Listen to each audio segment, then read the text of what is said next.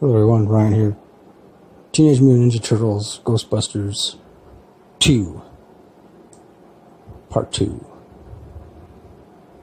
I did enjoy this graphic novel. I mean, first off, I will say the artwork is awesome. Storyline is also pretty cool. But I mean, when compared to the first one that I read, first part, which I read and reviewed a while ago, I'll provide a link to it if you want to check it out. Compared to the first one, I didn't really find it like as good, but still interesting. And this one is just, the Ninja Turtles, which by the way, of course, I guess you kind of have to have read the first one in order to understand some of the details in this one in part 2. But essentially what it is like the Ninja Turtles, because in the first one they created this device that allows them to travel to different, I guess you could say, alternate universes, but also different dimensions. And because in the first one, by accident, they traveled to the alternate New York City in which the Ghostbusters are the quote-unquote saviors of New York City. And so in this one, they travel back to the same New York, encounter the Ghostbusters again, but this time it's for a different reason. I won't get into too many details because I don't want to spoil it, but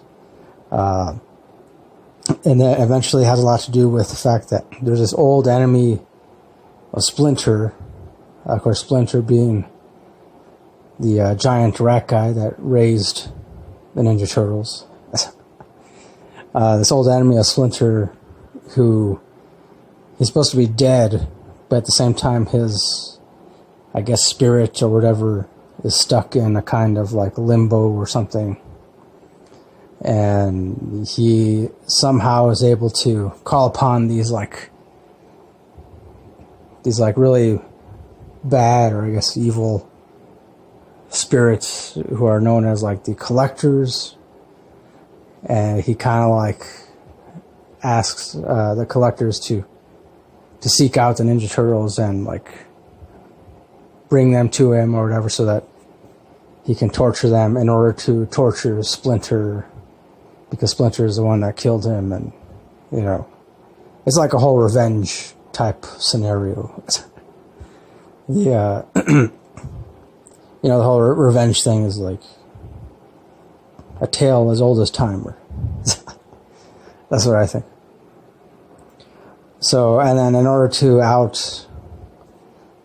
outmaneuver these spirits called the Collectors, Ninja Turtles, along with the help of the Ghostbusters, they start I guess you could say, they do this alternate universe hopping, or just different dimensional hopping, and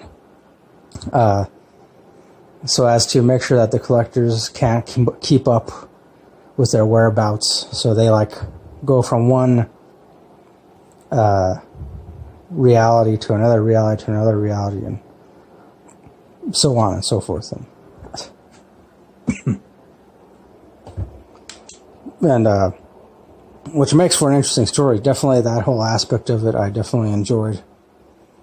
And there's a lot of interesting science kind of talk, of course, from the character of Egon and speaking with Donatello, and there's a good amount of humor in it. Though I will say, when compared to the first one, not the same amount. So, and then also too, it doesn't have the same amount of action as the first one, but there are some decent action parts, sequences, or whatever you want to call them.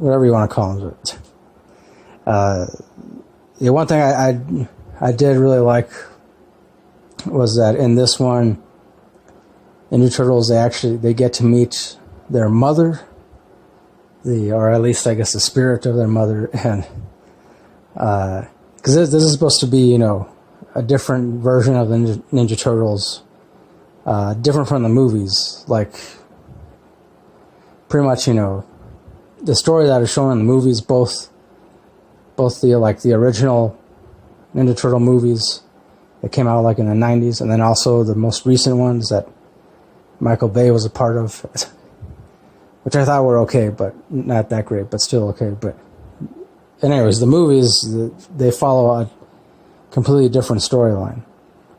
In the comic books and graphic novels, it's kind of a much more detailed storyline. You know, I don't want to give too much of it away, because it's better if you read it, because it's surprising, but then at the same time it makes sense. At least to me it did. So, you know, yeah, they get to have a meeting with their mother, which was obviously very heartfelt and emotional and all that stuff. And the ending, it pretty much just, you know, ends how you would expect something like this to end. You know, the good guys win, and you know. So I mean, as far as an overall rating goes, I would give this. I guess I'd give it 4 out of 5 stars. Yeah, definitely 4 out of 5. And yeah, that's again primarily because there's not as much action in this, not as much comedy. But I still found it interesting, intriguing, and because of the whole reality hopping, universe hopping, or I don't know, they never really like make a distinction between that, you know.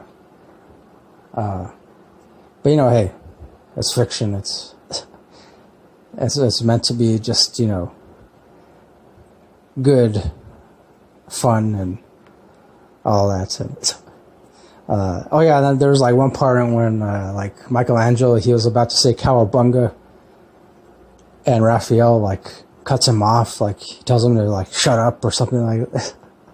I didn't like that, because I mean, come on, you gotta let Michelangelo say cowabunga. I don't know what the writers were thinking about that. Like,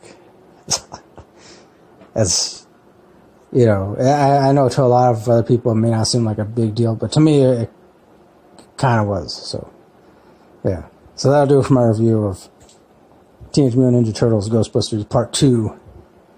Once again, I give it 4 out of 5 stars, and yeah, that's it. Thanks for watching. Thanks for listening. As always, next time, don't forget, keep it real, keep on rocking, and peace.